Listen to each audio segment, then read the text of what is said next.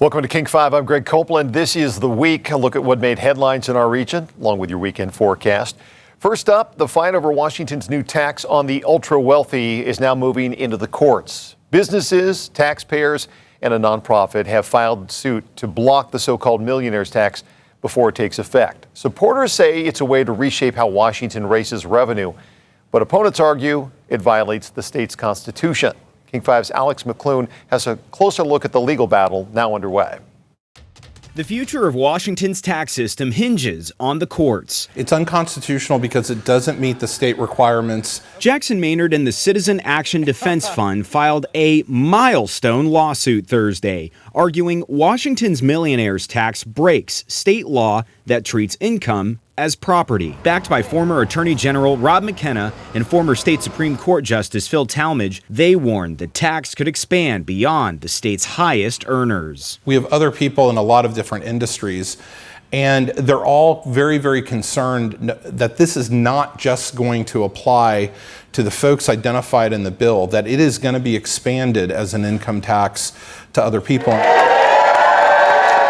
The suit comes more than a week after Governor Bob Ferguson signed the tax into law. State Senate Majority Leader Jamie Peterson of Seattle helped lead the effort to pass it. Washington has one of the worst, most upside-down, unfair tax systems in the country. The tax would affect income above $1 million at a rate of 9.9%.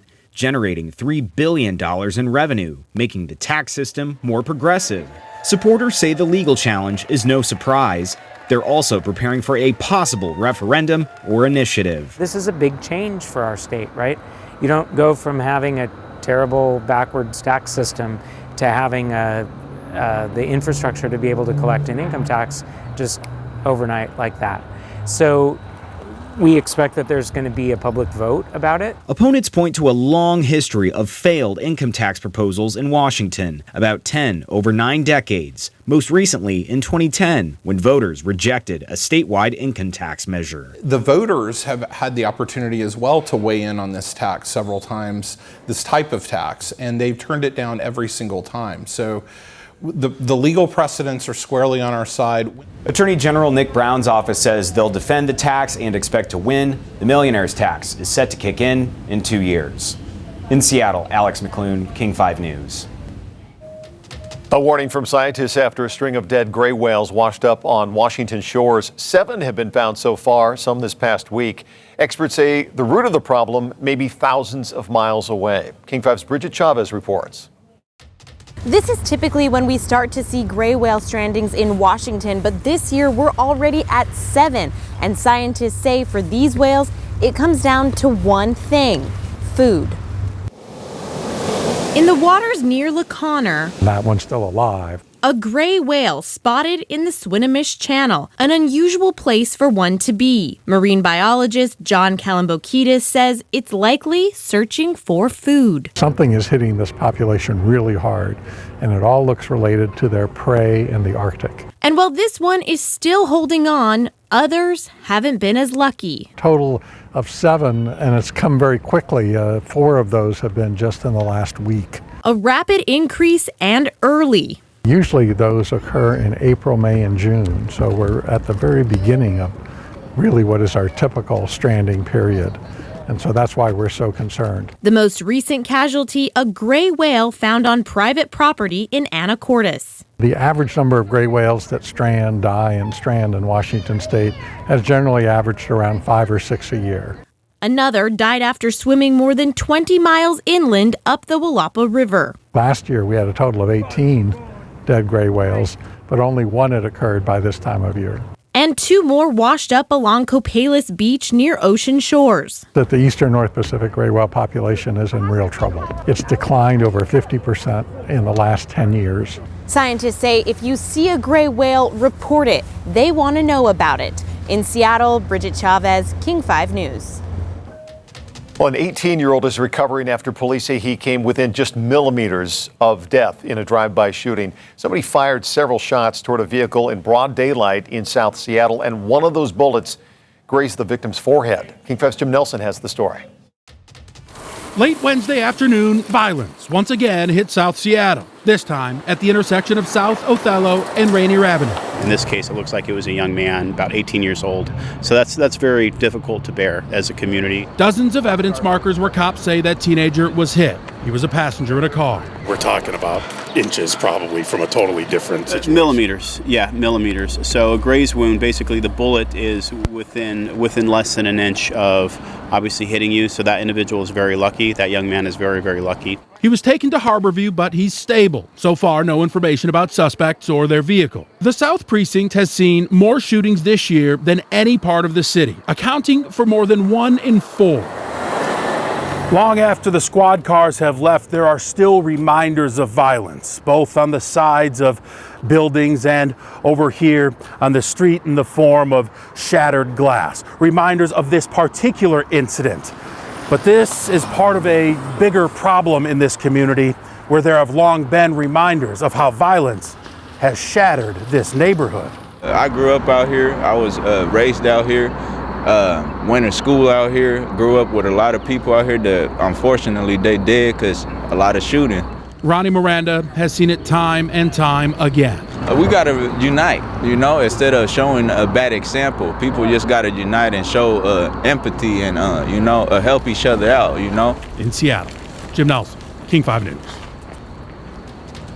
Too many hours worked, not enough pay. Boeing workers claim the company shortchanged them, and now they're taking the company to court. King 5's Bridget Chavez once again with the details.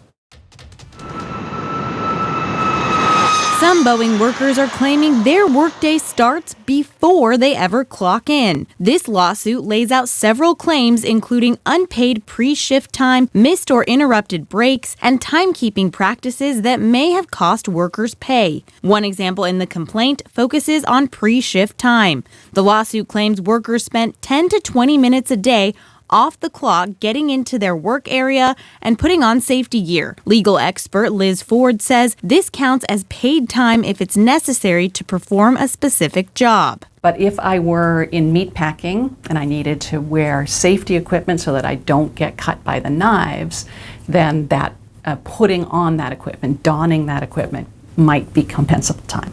Over a 5-day work week, that adds up to about 50 to 100 minutes of unpaid work time. At the pay rate listed in the lawsuit, about $39 an hour, that's roughly $33 to $65 a week. Over a 3-year time period, that adds up to thousands of dollars per worker. Ford says claims like these are typical, but the size of this suit is unusual. What jumped out at me immediately on the complaint is that it appears the class that is being proposed seems to include a large proportion of the hourly employees at Boeing. And that's unusual. Generally, a class is a large group, but this is a very large group. In a statement, Boeing said, "We follow all local, state, and federal employment laws." The company has moved to take the case to federal court. By being in federal court, you're subject to the federal rules of civil procedure as opposed to the Washington state civil rules, and there are some differences there. So there may be strategic reasons why the employer prefers that set of procedural rules. When we come back, it glitters and it's definitely gold. Seattle gets a rare view of the World Cup trophy up close. First, meteorologist Adam Claymont has a look at your weekend forecast right after this. Hey there, everyone. Well, here we go into the weekend, and after a work week filled with sunshine and 60s, even saw some 70s, we have some changes on the way as we head over Saturday and Sunday. And this is going to be something that we'll see linger into next work week as well as far as that pattern. So let's go ahead and get right into it, because once we head on into the weekend, say goodbye to not only just the 70s, but the 60s as well, as we're going to keep highs more so in the mid to upper 50s over the next few days. And the Mariners are back in town too. They need a little good home cooking. Hopefully they'll be able to do pretty well here against the Astros. But I think we are going to see some showers around. First part of the day is going to be rainy into Saturday morning, and then things will start to taper off by the afternoon. So it might still be a roof open type of game for the Mariners heading into Saturday evening and Saturday night. Sunday, a few showers around again. A lot of dry times too, so definitely not a washout at any point here as we head on into the upcoming weekend. But we are going to cool things down, and those snow levels, they continue to fall. So we'll drop those numbers down into more the 5,000 to 6,000 foot range over the weekend, and then we're below past level heading into the upcoming work week, all the way down to possibly 2,000 feet. That's looking pretty exciting for some mountain snow, and that will be exciting for at least putting some up there here, and hopefully getting it to stick a little while until we head into fire season. Of course, we got a while until we get to that point, though. But look at the forecast. It's looking a little more wet, and I would say the bark is definitely a lot worse than what the bite is going to be, because there are a lot of rainy icons showing up on there. But do remember, there are going to be a lot of dry times too here as we head on into the weekend and throughout next work week. Here's radar, and just a shower or two kind of out there as we head on into late Friday night and more so into Saturday. But the majority of the moisture is going to be coming in early into Saturday morning with this batch that you see right down this way across parts of Oregon. That's going to be the one responsible for really starting to bring in some of the higher rain chances as we head on into the first part of the day there. So here we go. Futurecast kind of shows as we head on into early Saturday morning, that rain moving in from the south will find its way here. And so it'll be a wet start to the day on Saturday. That's 7 o'clock. Expect those showers to stick around through at least the early part of the afternoon. Now, if you're farther north here across Clallam County, more so maybe northwest interior. We're talking about the San Juan, Skagit, and Whatcom County. If you're heading up to the Tulip Festival, we're going to keep those showers around just a bit longer. So more mid to late afternoon, maybe even the early part of the evening as we slowly but surely try to dry out up across some of those locations up there. Once we do start to see things taper off, though, as far as the rain, you can see a lot of dry times heading into late tomorrow night and into more of the day on Sunday, where we are expecting to see a quick shower here or there from time to time, and that will move on through as we go throughout the day. On Sunday, chances again looking pretty low, mainly just near and north of King County, though, as we head on into Monday. And this system, once it does work its way off to the east, we're going to notice things really beginning to quiet down for our Monday evening. Now, once we head on into more the day on Tuesday, we start off kind of dry, but then here we go. We're going to see that system move in with its rain, and that will pick up some of the steady rain as we head on into Tuesday evening and Tuesday night. And you can see this way that we are starting to really pick up on some of the mountain snow at that point too. That's kind of hard to see right there, but let's go ahead and show you right there. It's popping up right there, and it goes all the way down to Oregon too. So again, this should be a decent, or at least for April standards, snow producer as it moves on by. That'll continue to find its way off towards the east, so a lot of the steady stuff is beginning to wind down throughout the day on Wednesday, so decreasing rain into more so showers. And then as we head on into more of Wednesday night into Thursday, still some moisture left behind, so a shower or two could be possible. But then we'll head into next weekend. You can see that next system right behind that, so we are going to keep that pattern going as far as seeing a bit more of the active weather. And as far as what we're expecting snowfall-wise, I mean, check this out. Nothing too impressive, but it is going to be respectable, again, for more of April standards, as we'll see, I think generally between about a half a foot up to a foot of snow, mainly even between about 6 to 10 around some of our passes. And then for areas that are a bit higher, maybe a bit more above a foot or a foot and a half around areas such as Paradise and also up around Mount Baker.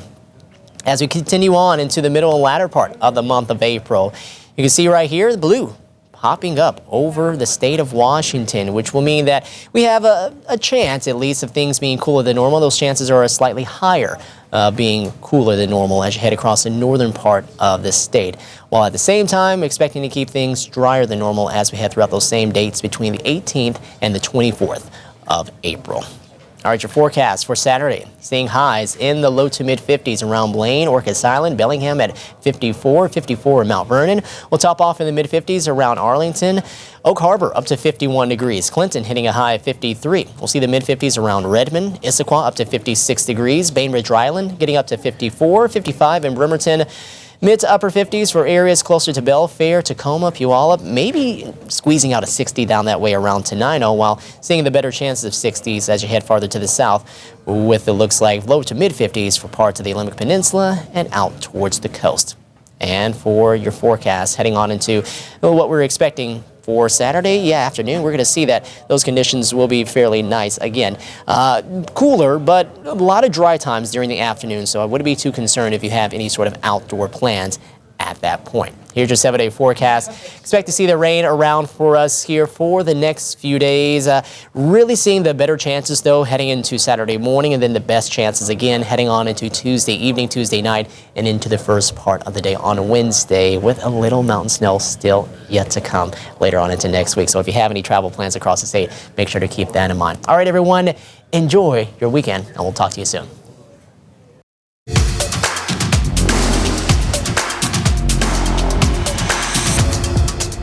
All right, welcome back to the week. King 5 investigation has revealed never-before-seen video of state investigators raiding a Kirkland pharmacy that makes weight loss drugs.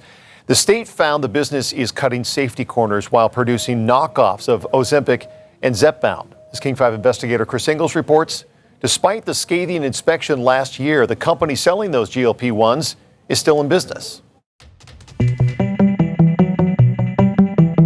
A team of investigators from the Washington State Department of Health swooped into this Kirkland business park last year.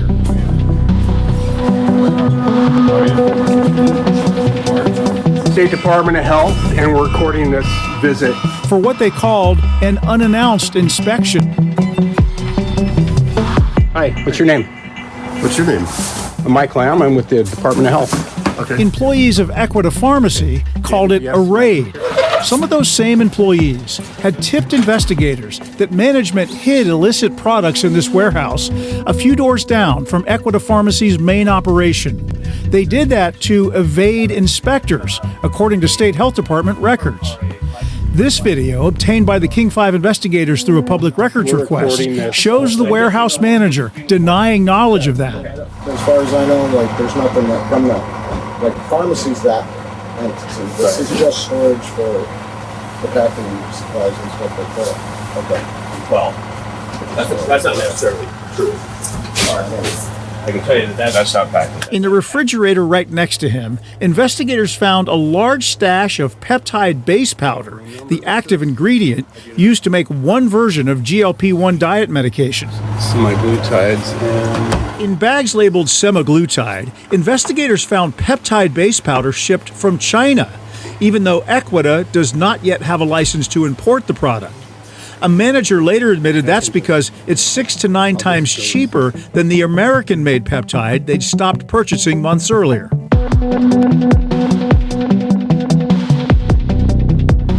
A second team of state investigators hit Equita's main pharmacy in Kirkland at the same time last year and uncovered many more violations, several of them in the clean room. That's the sterile lab where only licensed pharmacists are supposed to mix or compound the drugs. But investigators said non-pharmacists were observed performing compounding activities in the clean room. They were letting a lot of people into the clean room who did not have any licenses. Roxanne Elder was a University of Washington chemistry student hired by Equita to work in the clean room, although she says she never compounded drugs. She now looks at her first experience in a lab environment as a shocking example of the wrong way to run a laboratory. There should be a thorough investigation into their activities to make sure that it actually is safe and they're following regulations, because it doesn't sound like they are. Not what I was signing up for. The woman in this video is another employee, Jennifer Ingersoll, who did not want to be interviewed on camera, although she's allowed us to use her name and show her face. I honestly feel like they were trying to cut corners any way they could. She's seen here in the pharmacy during one of her assigned tasks, logging into a licensed employee's account so that day laborers can access patient information, a violation, to package medication for shipping. Yeah, that is something super unprofessional. As we've previously reported, Equita managers scoured Home Depot parking lots to find temporary workers to package and ship medicines. Do you have ID? No ID? During their raid last year, investigators found 4 day laborers at Equita. Records show one man was paid $50 a day. The state found so many violations that placed patients at a serious risk of harm. It issued a notice of immediate jeopardy that effectively shut the pharmacy down. Employees like Roxanne and Jennifer soon lost their jobs. Up to that point, Equita was shipping GLP medications to up to 20,000 patients a day, labeled in these blue boxes under the brand name Mochi. A number of providers actually have multiple state licenses. Founded by Spokane native Myra Ahmad on the right, San Francisco-based Mochi is one of a number of startups nationwide that sell knockoff GLP-1 brands. Although Equita's listed owner is pharmacist Nate Kenny, state records say it appears he is owner in name only, and employees tell King 5 it was Ahmad that directed the pharmacy to cut corners and costs at every level. We do over 2,000 plus medications, and we really see ourselves as like a comprehensive primary care practice. This entire industry has really sprung up in order to take advantage of a lot of money to be made. The Partnership for Safe Medicines, a public health coalition, found that the U.S. Food and Drug Administration inspects less than a quarter of foreign GLP-1 peptides arriving in the U.S. These ingredient suppliers, especially the ones in China, sometimes operate like they're beyond the law. You can see the change in how much it costs. What you can't see is how it's going to hurt you until it's too late. The Better Business Bureau of San Francisco gives Mochi a D rating with 1,287 customer complaints on file, most over billing and refunds. But some patients reported they got the wrong GLP-1 dose and overdosed or got severely sick from their Mochi medication. That's the most upsetting thing. Is like people could have died and they're just not caring. Well, Pierce County man is in jail accused of killing his wife 30 years ago. Detectives say the woman's 1992 death was originally ruled an overdose. King 5's Brady Wakayama has the emotional reaction from the victim's daughter, who never stopped fighting for answers. I don't want to say I gave up hope, but I never thought I would see this in my lifetime. Decades of heartache and a family's long wait for justice finally over. This is State of Washington. We're going to be taking my picture. Versus James Randall. Katie Walken's mother, Janice Randall, was found dead in her Graham home in 1992. At first, investigators thought she died of an overdose. Now they say she was murdered, smothered with a pillow by Janice's estranged husband and Katie's stepfather, James Randall. In order to see my sister, my brothers and I had to deal with him our whole lives. In order to have access to her, I had to see him on a consistent basis, knowing what happened. Randall, now 68, charged with first-degree murder. He pleaded not guilty. I have a warrant for arrest. Yes. The Pierce County Sheriff's Office released this video of Randall's arrest at an assisted living facility in Everett Wednesday. For us, it's just kind of wrapping up any loose ends with the family and closing this case out as solved. Cold case detectives say they finally found probable cause after family members revealed new details. Prosecutors say Randall confessed to his brother and one of his daughters. We do have hundreds of cold cases that are sitting on shelves, and they'll be re-reviewed when new evidence does come forward. And a lot of times it is a family member that finally can't hold that guilty conscience anymore and come forward with new evidence. Katie and her family are grateful for the work by the Cold Case Division that helped them find this closure and allow this grieving daughter to finally share this message to her mother. That we're okay. I would just tell my mom that she raised us right. She taught us to forgive people. She taught us to love people. She taught us to show up. And I just wish that we could have found a way to help her and help have someone show up for her when this all happened. Randall's bail is set at $1 million. His next hearing is scheduled for April 29th. In Tacoma, Brady Wakayama, King 5 News. Well, a surge in ICE activity is happening on Western Washington farms. This comes after the Trump administration said agents would not focus on farms because of the important role immigrants play in our food supply. Well, now some are rethinking the president's words. North Bureau Chief Eric Wilkinson reports from Whatcom County. The owners of Barbie's Berries here in Whatcom County used to allow ICE agents to use their fields to look for dangerous criminals among the farm worker population until they saw a different side of things. Workers prepare for the new season at Barbie's Berries in Ferndale, although owner Randy Kraft worries it isn't just his crops getting all the attention. We're kind of like an easy picking area, I feel like. Randy recently had 2 longtime workers get picked up by immigration agents and deported. Hardworking family men he's known for more than a decade. Not even a traffic ticket or, nothing. Western Washington agriculture advocates say this spring has seen a surge in ICE activity as workers return to the fields. Randy, a self-described right-winger, says he believed President Trump when he said agents were only going after the worst of the worst undocumented immigrants. They're not supposed to be taking innocent people, good, hard-working innocent people that we need. Now, Randy worries fear of ICE agents may keep him from finding enough workers, documented or undocumented, to help him turn a profit this year. I just really felt like our government let us down. Farm advocates say the Trump administration and Congress need to implement a comprehensive immigration policy rather than relying on fear and intimidation in these fields. In Whatcom County, Eric Wilkinson, King 5 News. Well, excitement is building for the FIFA World Cup. The World Cup trophy made a stop in the Emerald City, bringing soccer's most coveted prize to the streets of Seattle. It also appeared in Bellevue this week before heading to Vancouver, BC. King 5's Christian Balderas got to see the iconic trophy up close. People lined up, shuffled through security, buzzing with anticipation. Greatest spectacle on earth. The FIFA World Cup is just over 2 months away, and Seattle's hosting for the first time. But today, Can I take a photo of it? everyone's here to see one of the most sought-after awards in sports. Perfect. Awesome. One by one, crowds of people got their photos in all morning. This is the original trophy, not the first. That was actually stolen in 1983 and never recovered. But this right here is what they make a replica of and give to the winning team. This is solid 18-karat gold. Typically, it's housed at a museum in Zurich, only leaving for World Cup events and its global tour. The trophy travels with a whole lot of security. Yeah, absolutely. I mean, you don't have solid gold around without, somebody keeping their eye on it. I really want to touch it. For this couple, today feels like a full circle moment. We got married during the World Cup.